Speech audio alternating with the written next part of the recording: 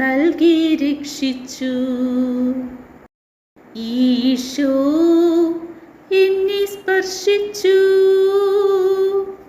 ജീവൻ എന്നിൽ വർഷിച്ചു. ഈശോ എന്നെ സ്നേഹിച്ചു, സൗഖ്യം നൽകി രക്ഷിച്ചു. നാഥാ എൻ നാഥാ, വാഴ്ത്താം നിന്നെ പുകഴ്ത്താം.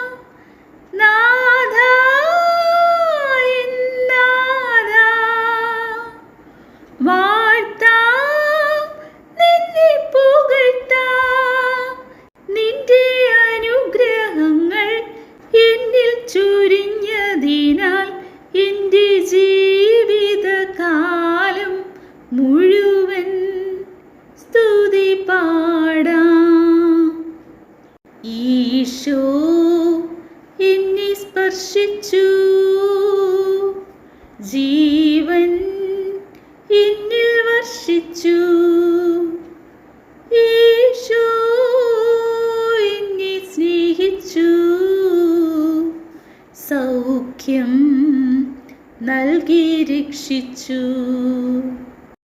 നാഥാ എൻ നാഥാ, പോകാം ഞാൻ നിനക്കായി. നാഥാ എൻ നാഥാ, പോകാം ഞാൻ നിനക്കായി. നിന്റെ കരുണയിലും തിരുമൊഴികളുമായി എൻ്റെ ജീവിതകാലം മുഴുവൻ സാക്ഷ്യമേകാം. ഈശോ എന്നെ സ്പർശിച്ചു, ജീവൻ എന്നിൽ വർഷിച്ചു. ഈശോ എന്നെ സ്നേഹിച്ചു, സൗഖ്യം നൽകി രക്ഷിച്ചു. ഈശോ എന്നെ സ്പർശിച്ചു, ജീവൻ എന്നിൽ വർഷിച്ചു. ഈശോ എന്നെ സ്നേഹിച്ചു, സൗഖ്യം നൽകി രക്ഷിച്ചു. അധ്യായം 9. ആദ്യത്തെ ഉടമ്പടി അനുസരിച്ച് തന്നെ ആരാധനാവിധികളും ഭൗമികമായ വിശുദ്ധ സ്ഥലവും ഉണ്ടായിരുന്നു. ദീപപീഠവും മേശയും കാഴ്ചയപ്പവും സജ്ജീകരിക്കപ്പെട്ടിരുന്ന പുറത്തെ കൂടാരം വിശുദ്ധ സ്ഥലമെന്ന് വിളിക്കപ്പെടുന്നു. രണ്ടാം വിരിക്കകത്തുള്ള കൂടാരം അതിവിശുദ്ധ സ്ഥലം എന്നും വിളിക്കപ്പെടുന്നു. അതിൽ സ്വർണം കൊണ്ടുള്ള ധൂപപീഠവും എല്ലാ വശവും പൊന്നു പൊതിഞ്ഞ വാഗ്ദാന പേടകവും ഉണ്ടായിരുന്നു. മന്ന വെച്ചിരുന്ന സ്വർണ്ണ കലശവും അഹറോന്റെ തളിർത്ത വടിയും ഉടമ്പടിയുടെ ഫലകങ്ങളും അതിൽ സൂക്ഷിച്ചിരുന്നു. പേടകത്തിന് മീതെ കൃപാസനത്തിന്മേൽ നിഴൽ വീഴ്ത്തിയിരുന്ന മഹത്വത്തിൻ്റെ കെരൂബുകൾ ഉണ്ടായിരുന്നു. ഇവയെപ്പറ്റി ഇപ്പോൾ വിവരിച്ചു പറയാനാവില്ല. ഇവയെല്ലാം സജ്ജീകരിച്ചതിനു ശേഷം പുരോഹിതന്മാർ എല്ലാ സമയത്തും ആദ്യത്തെ കൂടാരത്തിൽ പ്രവേശിച്ച് ശുശ്രൂഷ നിർവഹിച്ചിരുന്നു. രണ്ടാമത്തെ കൂടാരത്തിലാകട്ടെ പ്രധാന പുരോഹിതൻ മാത്രം തനിക്ക് വേണ്ടിയും ജനത്തിൻ്റെ തെറ്റുകൾക്ക് വേണ്ടിയും അർപ്പിക്കാനുള്ള രക്തവുമായി ആണ്ടിലൊരിക്കൽ പ്രവേശിക്കുന്നു.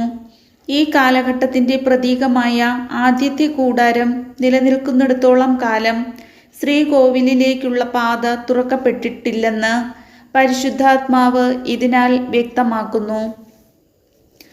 അർപ്പിക്കുന്നവൻ്റെ അന്ധകരണത്തെ വിശുദ്ധീകരിക്കാൻ കഴിവില്ലാത്ത കാഴ്ചകളും ബലികളുമാണ് ഇപ്രകാരം സമർപ്പിക്കപ്പെടുന്നത്. നവീകരണ കാലം വരെ നിലവിലിരുന്ന ഭക്ഷണപാനീയങ്ങൾ, പലവിധ ക്ഷാളനങ്ങൾ എന്നിങ്ങനെ ശാരീരിക നിയമങ്ങളോട് മാത്രമേ അവയ്ക്ക് ബന്ധമുള്ളൂ. എന്നാൽ വരാനിരിക്കുന്ന നന്മകളുടെ പ്രധാന പുരോഹിതനായി ക്രിസ്തു പ്രത്യക്ഷപ്പെട്ടു. കൂടുതൽ മഹനീയവും പൂർണ്ണവും മനുഷ്യനിർമ്മിതമല്ലാത്തതും സൃഷ്ടവസ്തുക്കളിൽ പെടാത്തതുമായ കൂടാരത്തിലൂടെ എന്നേക്കുമായി ശ്രീകോവിലിൽ അവൻ പ്രവേശിച്ചു. അവൻ അവിടെ പ്രവേശിച്ച് നിത്യരക്ഷ സാധിച്ചത് കോലാടുകളുടെയോ കാളക്കിടാക്കളുടെയോ രക്തത്തിലൂടെയല്ല, സ്വന്തം രക്തത്തിലൂടെയാണ്. കോലാടുകളുടെയും കാളക്കിടാക്കളുടെയും രക്തം തളിക്കുന്നതും പശുക്കിടാവിൻ്റെ ഭസ്മം വിതറുന്നതും അശുദ്ധരെ ശാരീരികമായി ശുദ്ധീകരിക്കുന്നു. എങ്കിൽ നിത്യാത്മാവ് മൂലം കളങ്കമില്ലാതെ ദൈവത്തിന് തന്നെ സമർപ്പിച്ച ക്രിസ്തുവിൻ്റെ രക്തം ജീവിക്കുന്ന ദൈവത്തെ ശുശ്രൂഷിക്കാൻ നമ്മുടെ അന്ധകരണത്തെ നിർജീവ പ്രവൃത്തികളിൽ നിന്ന് എത്രയധികമായി വിശുദ്ധീകരിക്കുകയില്ല. വിളിക്കപ്പെട്ടവർ വാഗ്ദത്തമായ നിത്യാവകാശം പ്രാപിക്കുന്നതിന് അവൻ ഒരു പുതിയ ഉടമ്പടിയുടെ മധ്യസ്ഥനായി. കാരണം ആദ്യത്തെ ഉടമ്പടിക്ക് വിധേയരായിരിക്കെ നിയമം ലംഘിച്ചവർക്ക് അവൻ സ്വന്തം മരണത്താൽ രക്ഷയായി തീർന്നു. മരണപത്രത്തിൻ്റെ കാര്യത്തിൽ അത് എഴുതിയവൻ്റെ മരണം സ്ഥിരീകരിക്കപ്പെടണം.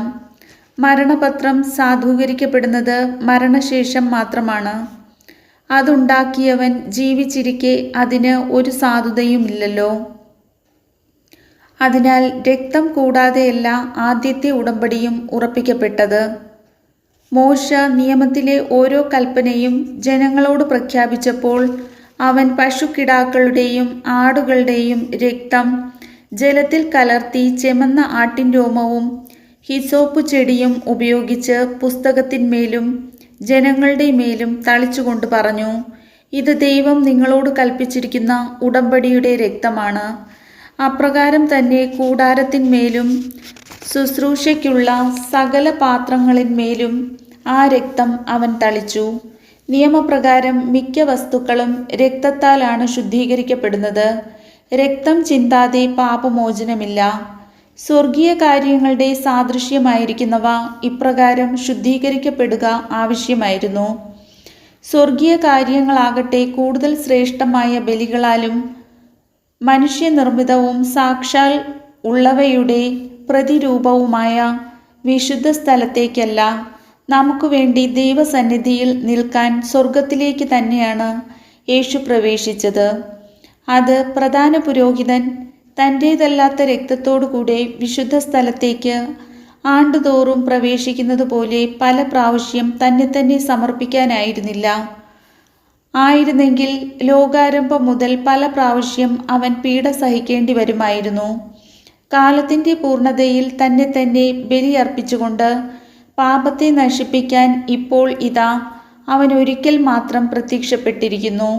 മനുഷ്യൻ ഒരു പ്രാവശ്യം മരിക്കണം, അതിനുശേഷം വിധി എന്ന് നിശ്ചയിക്കപ്പെട്ടിരിക്കുന്നു. അതുപോലെ തന്നെ ക്രിസ്തുവും വളരെ പേരുടെ പാപങ്ങൾ ഉന്മൂലനം ചെയ്യുന്നതിന് വേണ്ടി ഒരു പ്രാവശ്യം അർപ്പിക്കപ്പെട്ടു. അവൻ വീണ്ടും വരും, പാപപരിഹാർത്ഥമല്ല, തന്നെ ആകാംക്ഷാപൂർവം കാത്തിരിക്കുന്നവരുടെ രക്ഷയ്ക്ക് വേണ്ടി. കർത്താവിൻ്റെ വചനം.